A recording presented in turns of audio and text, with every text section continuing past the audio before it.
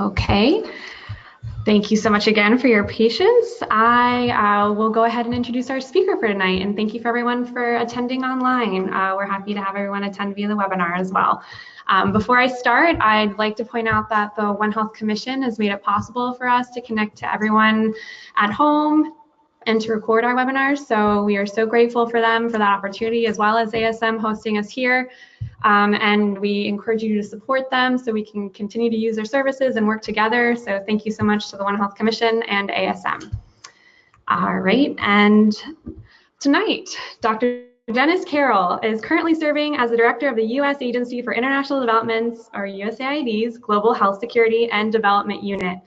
In this position, Dr. Carroll is responsible for providing strategic and operational leadership for the agency's programs addressing new and emerging disease threats.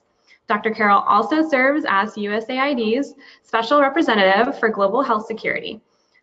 Dr. Carroll was initially detailed to USAID from the U.S. Center for Disease Control and Prevention, CDC, as a Senior Public Health Advisor in 1991. In 1995, he was named the agency's Senior Infectious Disease Advisor, responsible for overseeing the agency's programs in malaria, tuberculosis, antimicrobial resistance, disease surveillance, as well as neglected and emerging infectious diseases. Dr. Carroll has a doctorate in biomedical research with a special focus in tropical infectious diseases from the University of Massachusetts at Amherst. He is a research scientist at Cold Spring Harbor Laboratory, where he studied the molecular mechanics of viral infection.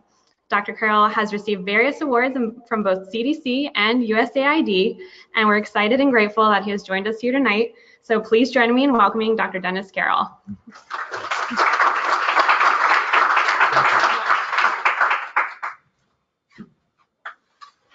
First off, let me just say how delighted I am to have a chance to be here tonight. And for those of you on the webinar and for those here, to really congratulate you in terms of reaching out and embracing the ideas of One Health. As you'll see from my talk, the future is going to depend on our really embracing One Health. And if we don't, there are some serious issues. So what I'd like to do, how do I move into my... No. Nope. All right, let's get clicked here. Might have to just, there you go. There we are. So what I would like to do is really to talk about the future. I mean, this is your future. And as we, as Bill and I know, we've been around long enough that the future we're living in today is one that 30 years ago, quite frankly, we could have had much better insight into if we had paid attention. The future you're going to be living in 30 years from now has many predictable elements around it. And many of those predictable elements speak to the absolute urgency of getting One Health right. And that's what I want to talk about today, is to talk about the future, the dynamics, the underlying drivers for new diseases, zoonotic and antibiotic resistance, and how can we use our understanding about those predictable dynamics that are going to play themselves out over the course of this century to better prepare ourselves to minimize the risks, to minimize the consequences, and get all of the benefits that as a global society we need. So the title of the talk is "The Future is Coming. Is One Health Ready?"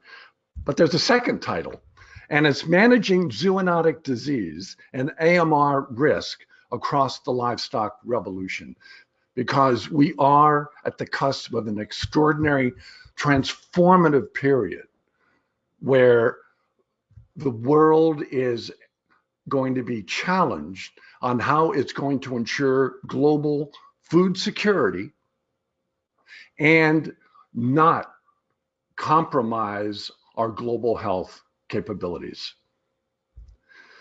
There are 3 take-home points. First, the 21st century is projected to be a period of unprecedented demand for and production of animal protein, driven by continued growth in global populations, predictable, and dramatic increases in household wealth, also predictable. With this growth comes increased risk for zoonotic diseases and antimicrobial resistance. And the third take-home point is that to minimize these risks will require a transformational change in how we produce, market, consume animal protein. But to get there, we need to think differently, and we have to be transformative in our own thinking. And I'm going to offer up an image of what transformational thinking allows us.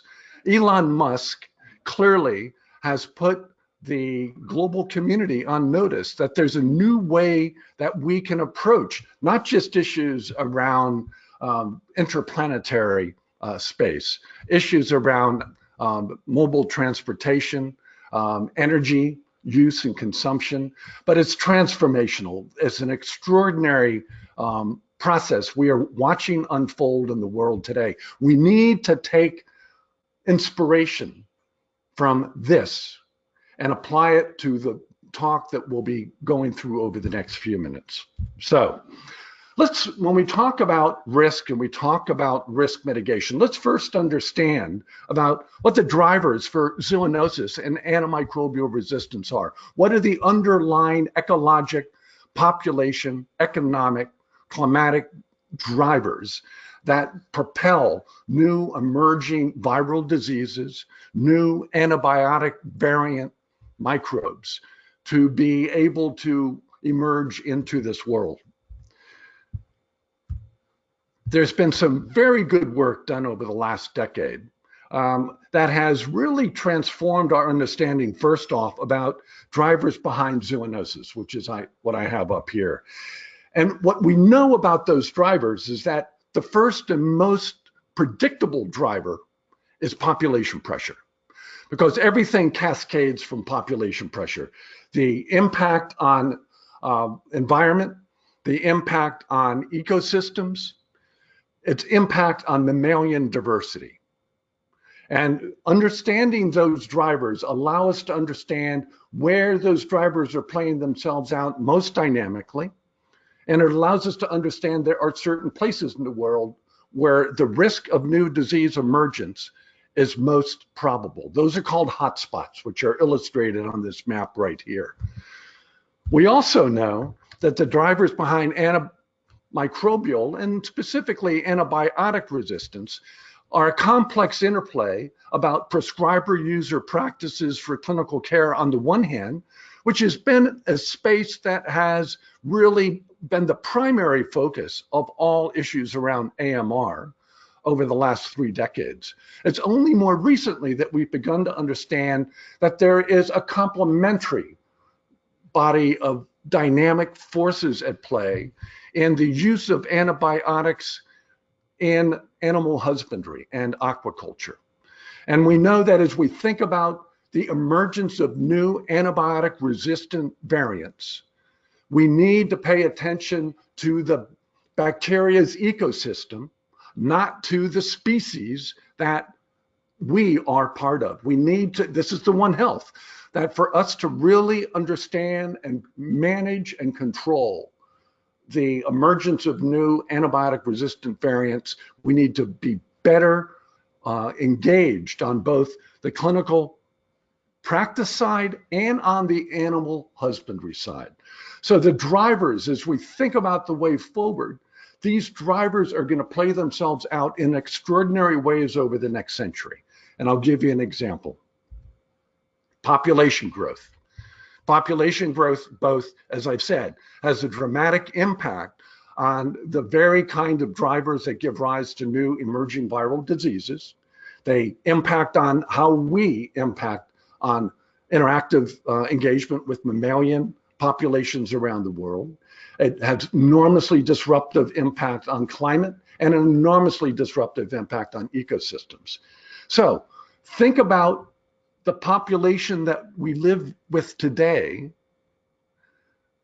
and anticipate the population that we're going to live with tomorrow. And I'm going to show you a dynamic slide. If you look at the bottom left-hand corner, it's basically marching from 1950 up to the year 2100. This is a map that shows population pressure distribution around the world over the course of this time. From 1950 to 2000, there are no surprises. We see Asia, we see China, we see India all expanding and becoming enormous places where, not incidentally, are the places where we've seen the emergence of most of the emerging viral disease threats over the last half century. But as we move into the 21st century, we are looking at a dramatic shift in where those population pressures are going to play themselves out. Think about this. 100 years ago, if we were here in Washington, really at the height of the great pandemic of 1918-1919, there were 1.5 billion people on the planet, 1.8 billion.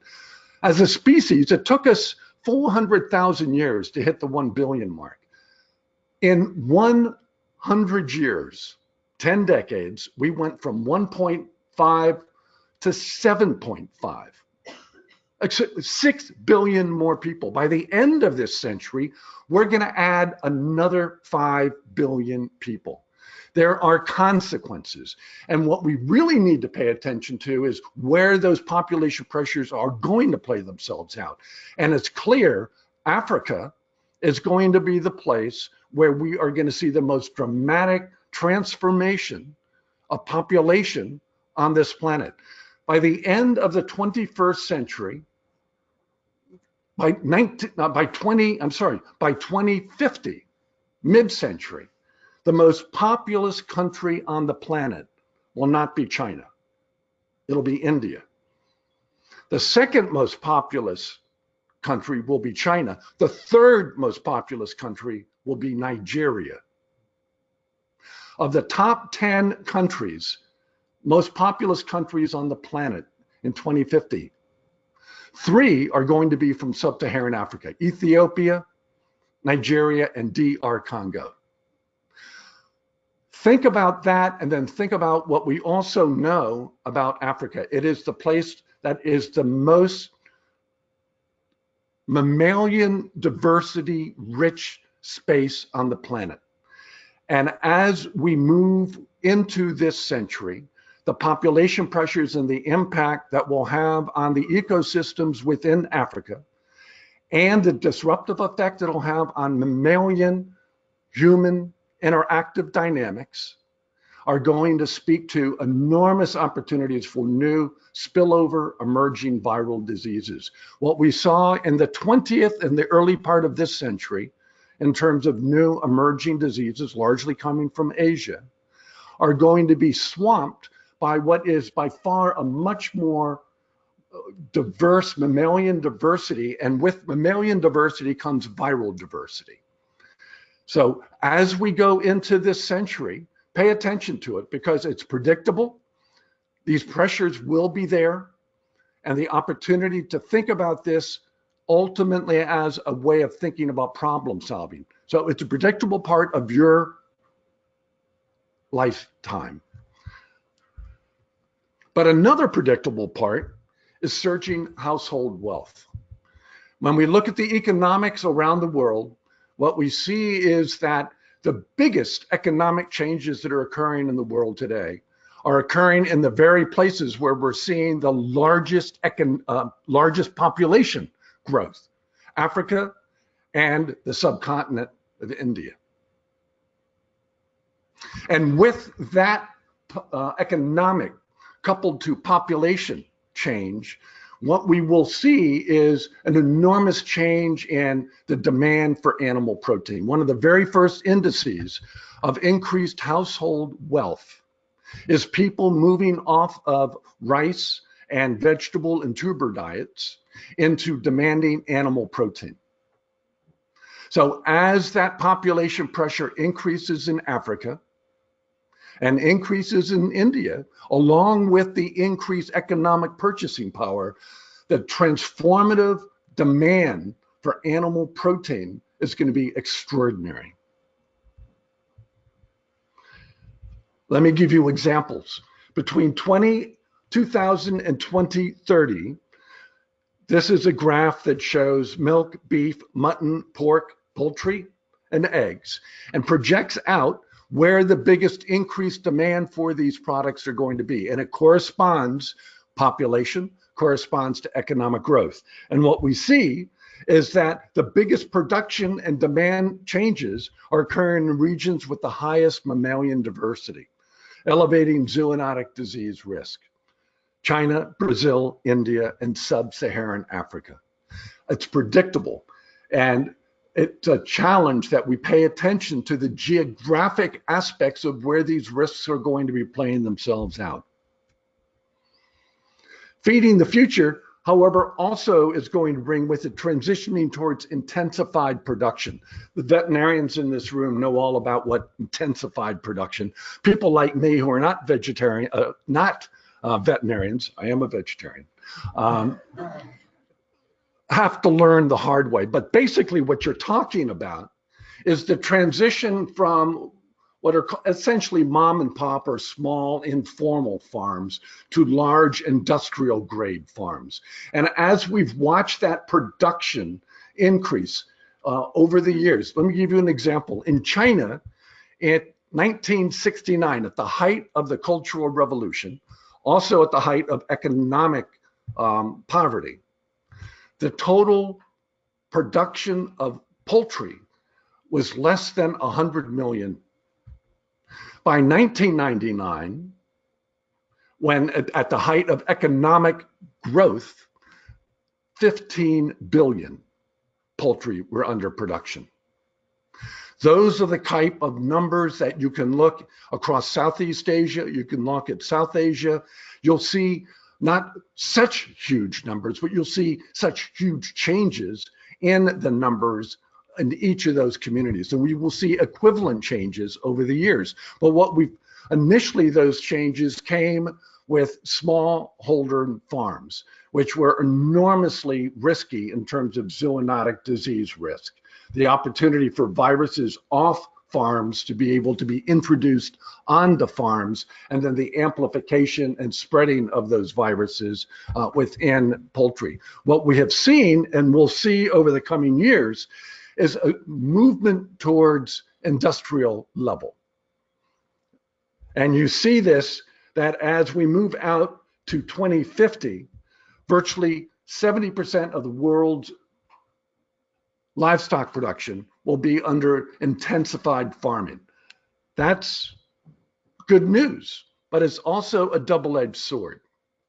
On the one hand, for zoonotic diseases, it creates an opportunity to bring the kind of measured biosecurity into livestock production, which lowers the risks of zoonotic diseases. So as we think about that explosive increase in the amount of livestock production that will occur in Africa, if it occurs in intensified farming, the opportunity to manage that and minimize exposures and interaction with that extraordinarily diverse viral ecosystem that is circulating within the wildlife mammalian populations in Africa, you'll get the benefits of the animal protein, but you'll minimize the risks. So there's a potential, there's an opportunity. If we harness and bring a managed growth to this increased production. But again, it requires thinking through and anticipating what that production might be and not reacting to it after. But we also know that intensified farming can also expand the use of antibiotics. That antibiotics really have several purposes. One is growth promotion, but they also provide clinical protection against infections. So they're used prophylactically for farms.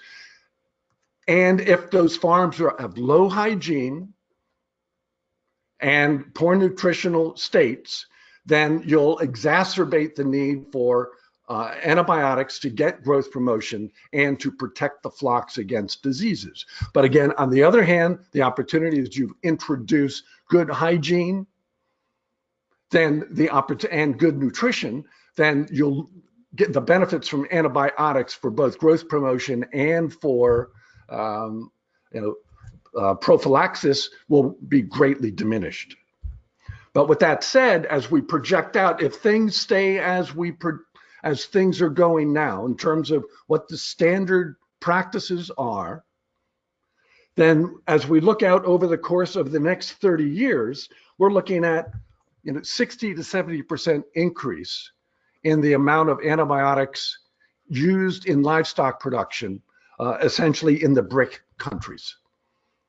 So that's Brazil, Russia, India, China, and South Africa.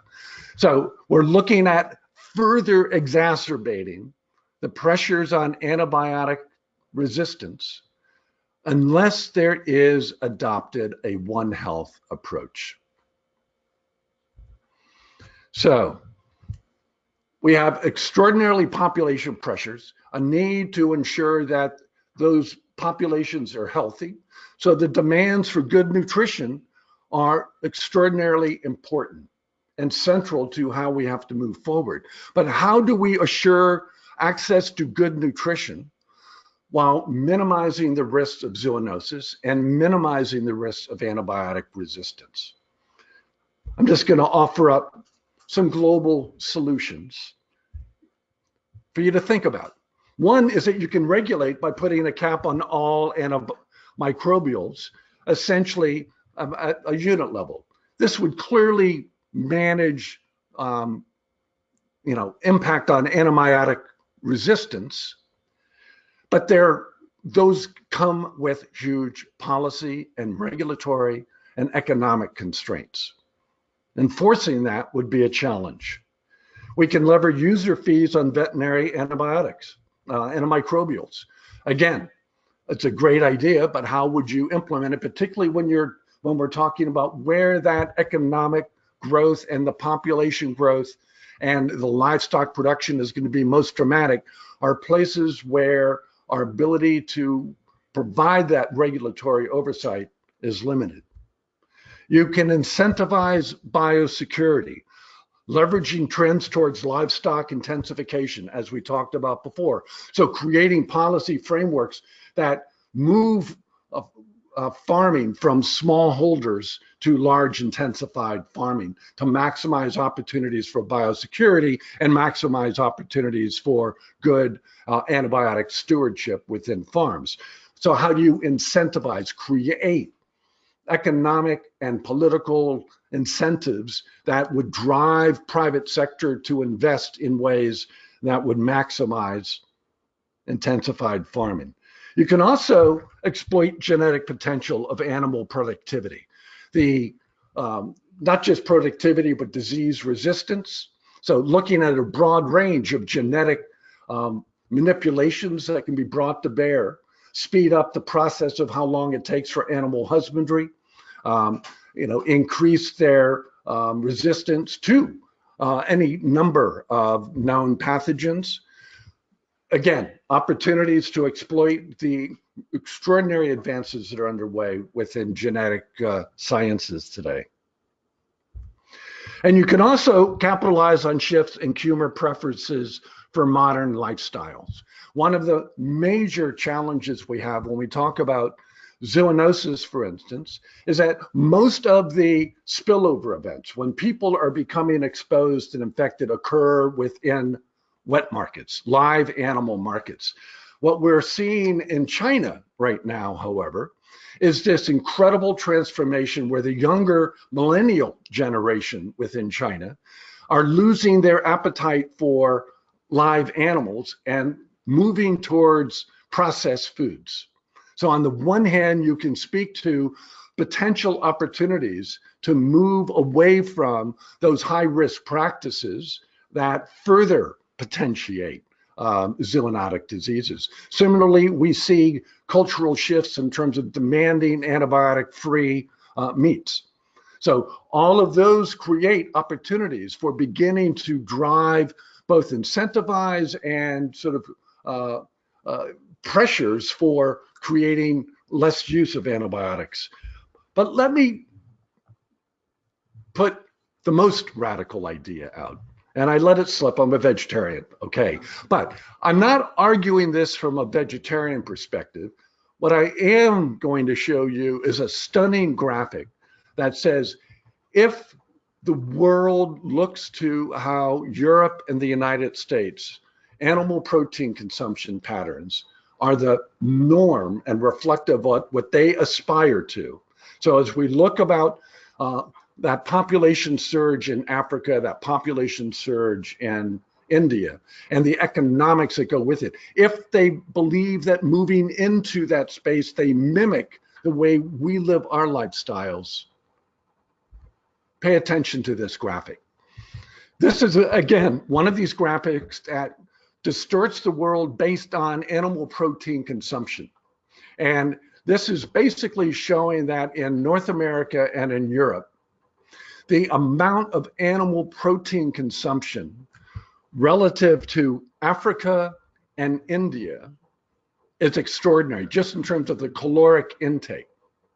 If Africa and India were to mimic that particular lifestyle, then think about what the implications would be in terms of the amount of land that would have to be under cultivation for feeding the animals that are being grown. How disruptive this is going to be across Africa and India in terms of impacting on the ecosystems that will drive further risks in terms of zoonotic and AMR threats. So it's sometimes difficult to recognize that the time and place we live is not reflective of all times and all places. You know, there's the old saw about if you take a frog and you put it and drop it into a pot of hot water, it'll leap out. But if you take that same frog and put it in a pot of ambient water and then turn up the temperature, it'll sit in there and it'll boil to death. We're not dissimilar to that frog. We've been put in ambient water, the temperatures are going up. We think that the year 2019 is very similar to 1919. Population 1.5, 7.5. It's not. We think that the ecosystems, the natural world around us, is the same today as it's always been. It's extraordinarily transformed as a consequence of that additional 6 billion people. And as we move forward, you know, the populations of Africa and India are going to be challenged the same way. They're going to see the world today as if it were always the world of yesterday. You have an opportunity to understand that the world tomorrow has some predictable characteristics. And those characteristics are a double-edged sword. There are very positive aspects to the world that will play itself out over the course of this century. But there are enormous risks associated with those changes as well. The challenge you have as young professionals, and most of you here, your career, you're going to be in this come 2050, you're going to be hitting your mid-career stride. So you have to ask yourself, what is the world I'm going to be owning? And if unfettered, is that a world that I want to live in? Or is there a way of my committing myself to impacting and having the changes that need to be brought? One Health is one of those transformational ways of thinking. You don't think for a moment about antibiotic resistance. Antibiotic resistance has been defined by clinicians and has been defined by a specialized professional sector. The truth of the matter is, antibiotic resistance is defined by the bacteria and the ecosystem that bacteria sits in. And it doesn't, for the bacteria, it doesn't matter if it's in a human or if it's in a pig. The ecosystem, if that ecosystem is flooding it with suboptimal dosing of antibiotics, it will evolve and change and adapt and wreak havoc. Let me give you two numbers to think about, sort of an endpoint. There was a report that came out of the UK a couple of years ago, the O'Neill report, and it projected that as we think about this 67% increase in antibiotic use in livestock and all of the other pressures that we've talked about, left unfettered, by the year 2050, the number of excess deaths in Asia for diseases that are preventable, treatable today with existing antibiotics, because of antibiotic treatment failure, there will be 4.3 million excess deaths. In sub-Saharan Africa, there will be 4.7 million excess deaths, simply because the treatments that we have available to us today will no longer be of value. We will be rapidly moving into a post-antibiotic world. We're all going to pay a price for that. If we don't manage the antibiotic consumption in people and in animals and bring a One Health approach and understanding to this challenge, follow the bacteria. So with that, the other part of Elon Musk is to remind us that as challenging and as daunting the future looks, we don't have to panic. Thank you.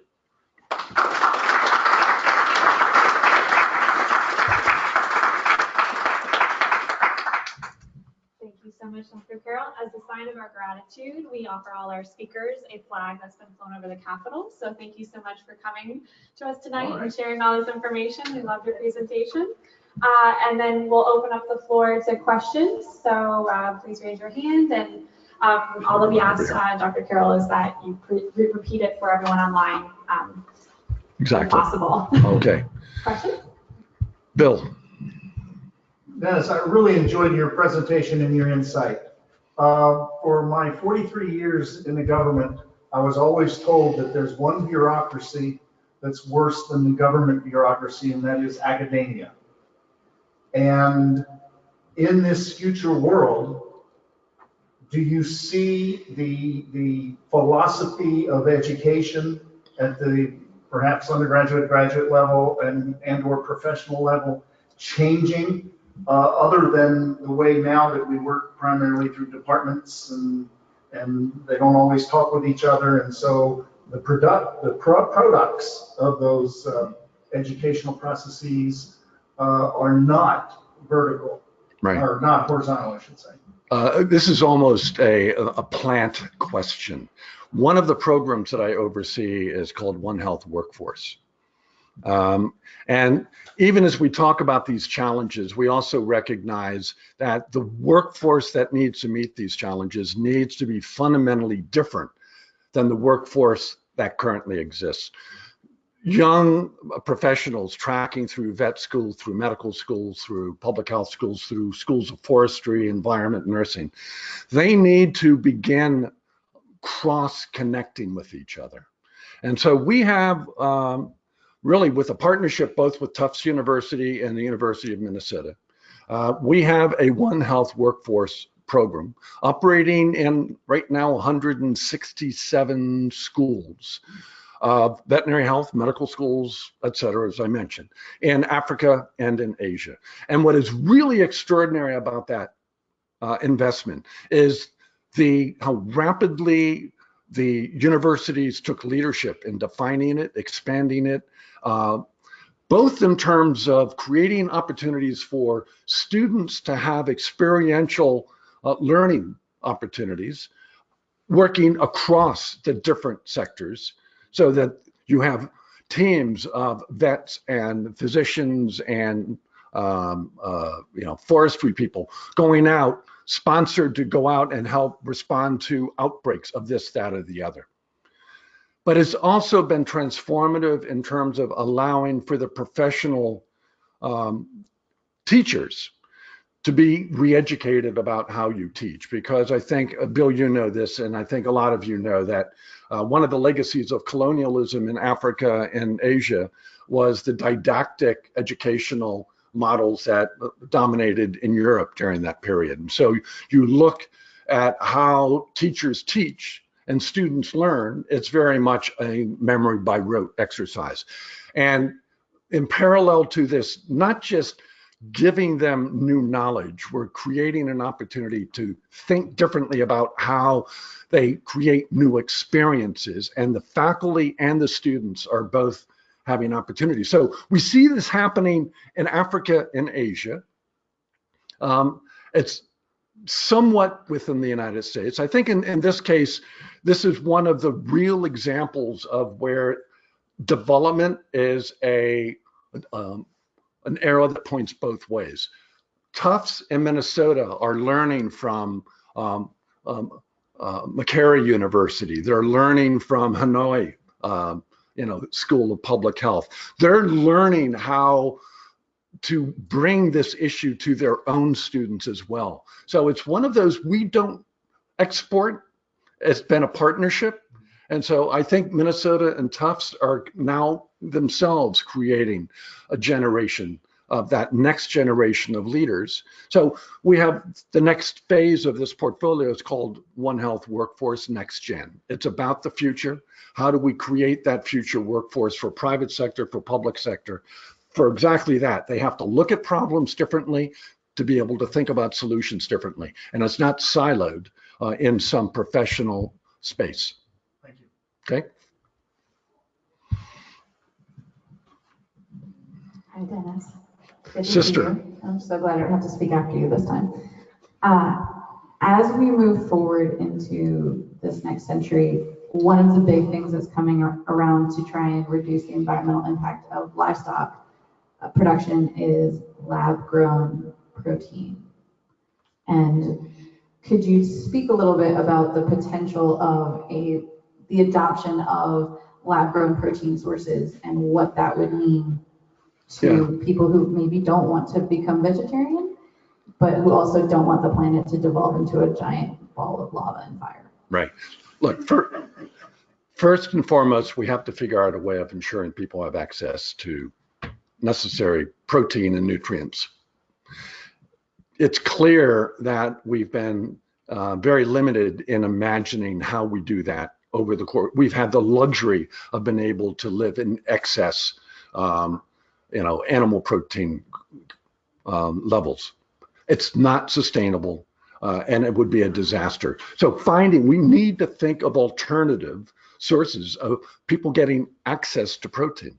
Certainly, laboratory produced protein, animal protein, or just other proteins that aren't even animal, proteins.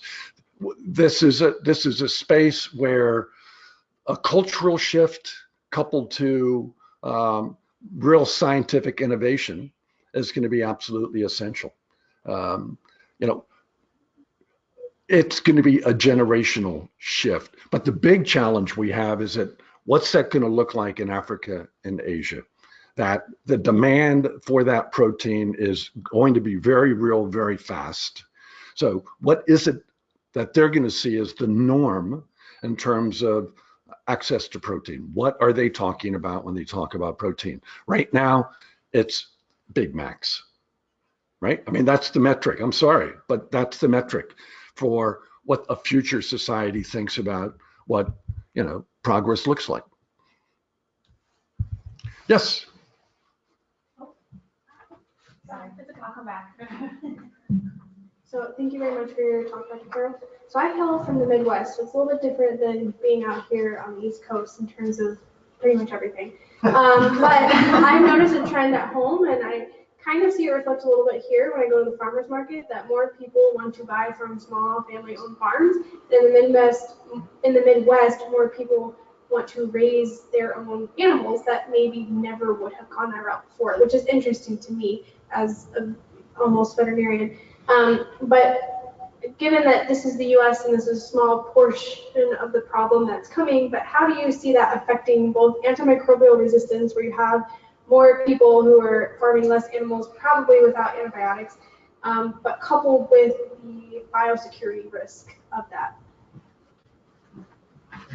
Yeah, I mean, you see a lot of, advertisements for free range poultry, right? I mean, that's sort of a boutique area. It's, 500 years ago, fine. You know, you can't do that with 7.5 billion people. It's irresponsible. So we have to acknowledge that we live in a different place. And it's just unfortunate that what is in principle not a bad idea, but in reality is a disastrous idea. And ultimately you can have sort of boutique farms catering to really wealthy people towards that end. One can speak about what, you know, that comes to issues about economic disparity.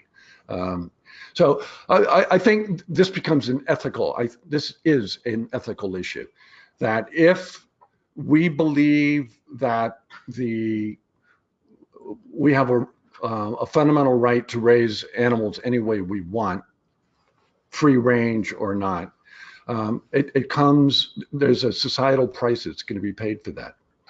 And we have to pay attention to it. It's the same thing that if they decide, if there's a cultural shift and people decide that having animals with antibiotics is something they would like, then you would start finding people, you know, pumping animals with antibiotics.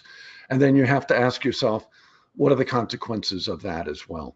So just because people are demanding something, and I suspect that doesn't mean that we have to be responsive to it. I think there is a fundamental ethical issue we have to ask ourselves. We live on a planet that we've not been gentle to, and just the sheer mass of humanity is going to further exacerbate that.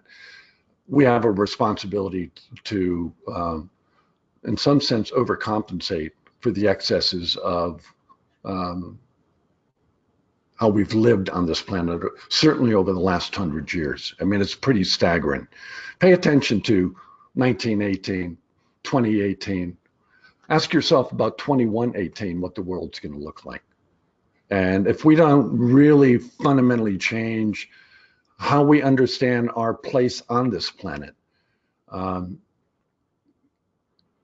then our species is going to suffer a very severe price. I think that's inevitable. Awesome. There was a question back. Yeah. So first, really great talk. You got me thinking about so many things. I'm really about to buy so many Amazon books. So first, going back to what you had just said about how, you know, people are thinking like, oh my gosh, I'm not gonna be able to have my Big Mac anymore. I've gone to McDonald's and asked for a burger no meat. It tastes exactly the same. I'm not kidding. It really does. But also something else to kind of do that cultural change. Becoming a weekday veg, for those of you that don't want to like remove meat from your diet, is totally like, reward yourself on the weekends, have your wings, whatever, and like that way you're like reducing your carbon footprint. There's like kind of like a less demand. It's just kind of like that transition. That's just two things that came to mind when you told me about that, and it's more healthy, you know. But so my question for you is a little bit different. Can you talk a little bit about what types of incentives that you think would be good to provide for like pharmaceutical companies for creating newer generation antimicrobials? Because I know that, you know, from a money perspective, they want to do a lot more production of, you know, maintenance meds, you know, insulin, everything that's more expensive. And so what can you talk a little bit about those types of incentives?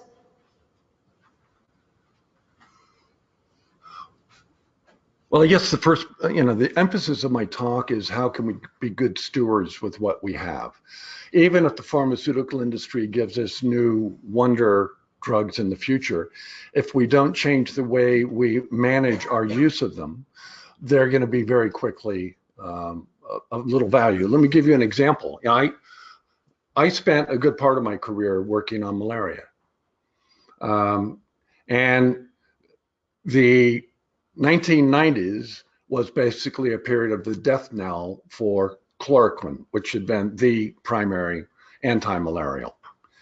And into the breach came a new drug called artemisinin, and different variants of artemisinin used in combination. Today we are faced with massive risk of artemisinin resistance. Why? Because the practices that got us into that space with chloroquine didn't change. People's prescriber user practices were suboptimal. Issues around being able to regulate and control quality so that you weren't getting suboptimal formulations flooding the market. Counterfeits are big time.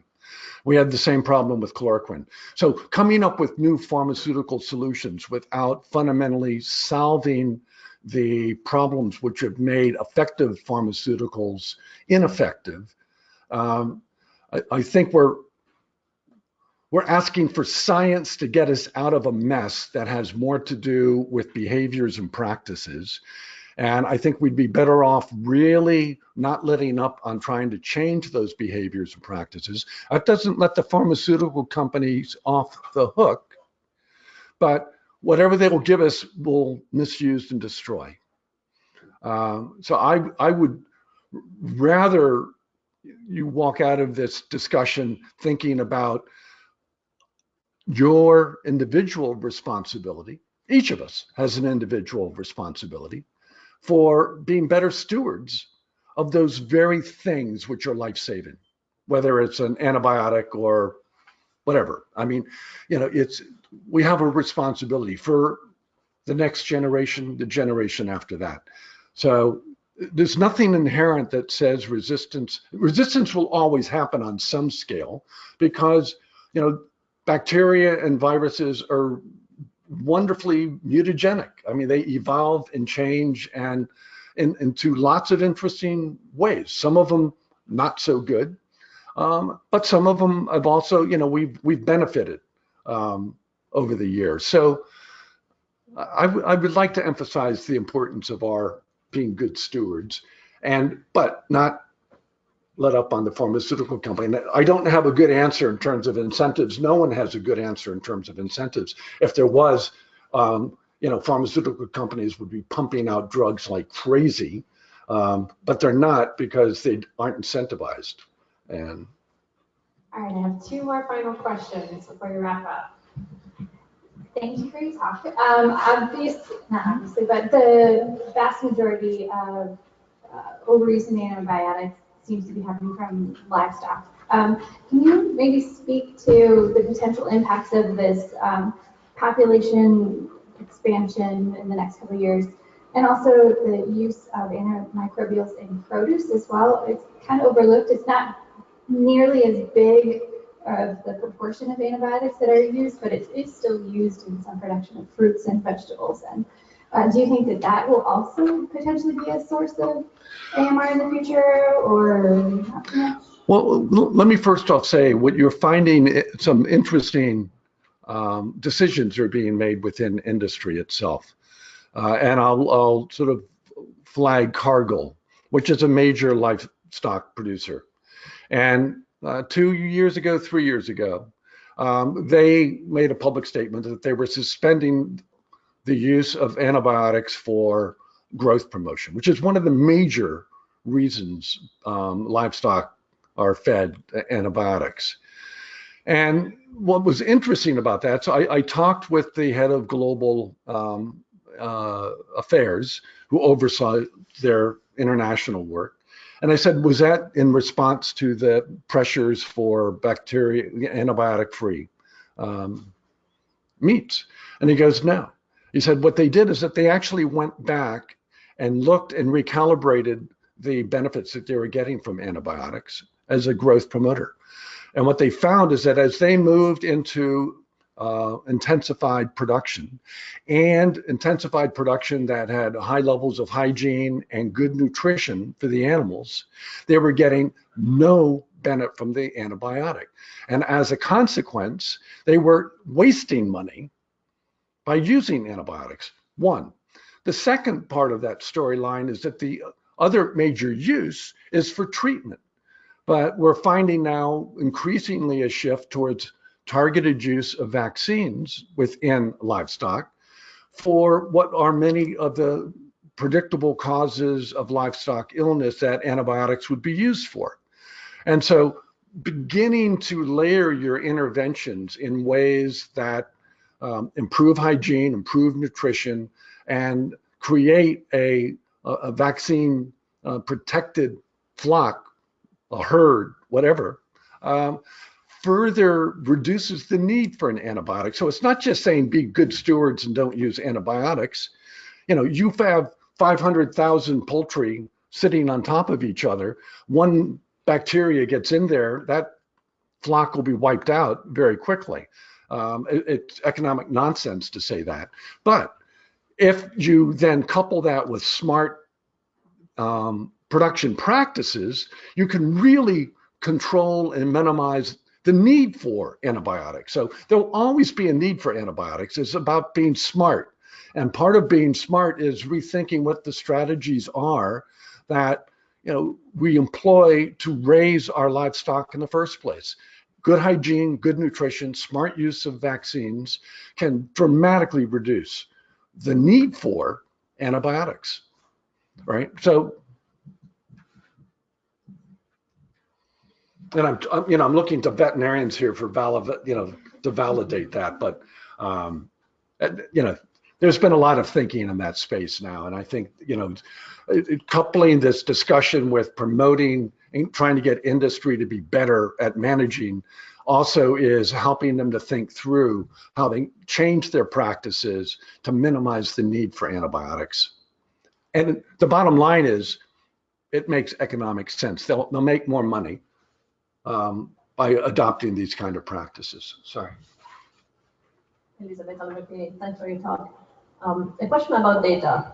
I started to look at data management and how does it look like with the 1L perspective, connecting the dots and putting them on a map and looking at how things move around the territory. So I'd love to hear your take on which data about zoonotic diseases and AMR in particular are key to collect in the future, or what we are not collecting that we should. We're not handling well. Okay, I'm gonna who is thinking about it? To answer the first part, let's say zoonotics. I mean, obviously the agents that we're most concerned about in zoonosis are viruses, and getting a better handle on what that viral risk looks like is, right now we're largely in the dark about when we talk about that massive increase in viral diversity that exists within Africa. We know it's there, but we don't know what it is. And the opportunity to shine a light on that, to really have a much more detailed understanding. For instance, we know about Ebola, we know about Marburg. We don't know about how Ebola and Marburg will interact with large livestock population, because there's never been large livestock production proximal. The one time an Ebola virus had opportunity to infect large herd of pigs was in the Philippines, and it did a very good job, Ebola restin. So this is a big transition that we're going through, that we have an enormous pool of viruses that are going to become potentially intimately acquainted with large livestock populations they've never had exposure to. I mentioned DR Congo is going to be, like the 7th most populous country on the planet. Nigeria, the 3rd most populous. Think about the viral diversity that exists within those countries. But I was saying that for Ebola and Marburg, these are both filoviruses. They're the two that we know about. But there's good estimates now that there are probably another 6,000 filoviruses that we've not yet encountered. But as these population pressures and dynamic interactive spaces between animals, livestock, wildlife, and people sort of accelerate and intensify, we're going to see more and more of those particular spillover events. And if you want to minimize your risk from that, I mean, this century, again, is unlike any other century. This is a transitional, epidemiologic transition period of zoonotic diseases. Then you would be well advised to begin documenting what those other 5,998 filoviruses look like, and whether or not you can use that big data, move the sciences of virology from essentially mom and pop operations. We are focused on Zika virus, or we're focused on Ebola virus, begin elevating it to the family level and begin using big data. We're very small data people in virology.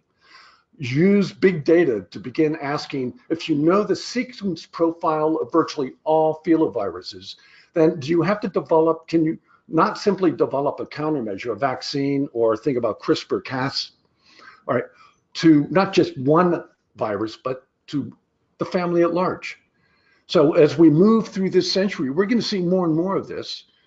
We need to think differently about how we approach the questions of, do we react to viruses after, or do we begin to reach out and begin documenting and characterizing viruses before? And if you're interested, you can go into the thing I spend most of my time on now. Is called the Global Virome Project. And it's basically to transform virology to a scale equivalent to the Human Genome Project. That big data, moving from the equivalent of your focused genetic sequence, your genetic disorder du jour, open it up to the entirety of the human genome. Similarly, the virome, open it up and use that to transform the way we think about problems. And as we move through this century, we're going to have a lot more names being offered up to a lot more viruses simply because of population pressures, animal, livestock, wildlife, people population pressures. We can do it now and not wait for tomorrow. So that's for zoonosis. On the antibiotic side, again, I would go and say we are incredibly poor in terms of really what we understand about antibiotic use. We understand it well in terms of clinical human prescriber practices, but when we talk about livestock, we haven't a clue. We don't know what, in the United States, we don't know, we know that 80 to 90% of all antibiotics used in the United States are used in livestock husbandry, but we don't know in what formulations, how they're administered. And God forbid, when you get over to China or Southeast Asia or anywhere else, we're even more in the dark.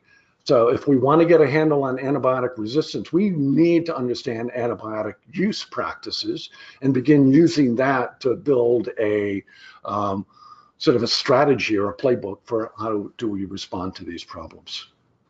Okay. I know there are a lot more questions, you guys, and these are great questions. I do have to wrap up in respect of our venue, so thank you so much. Please join me again in thanking Dr. Carroll for his great presentation and information tonight. Thank you so much for coming. Thank you.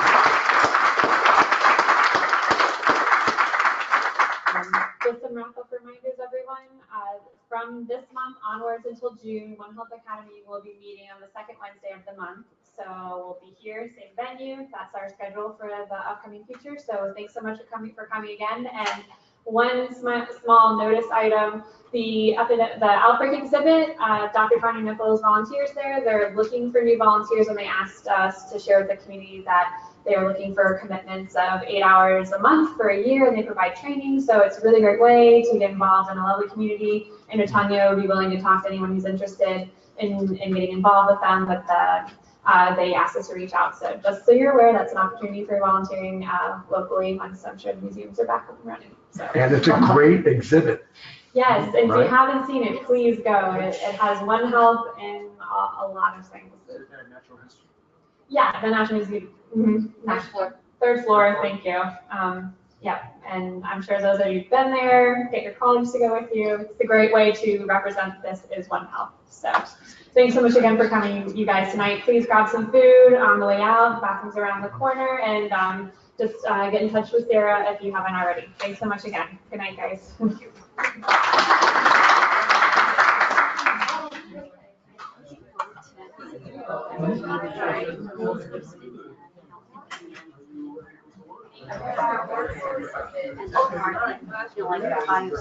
Yeah.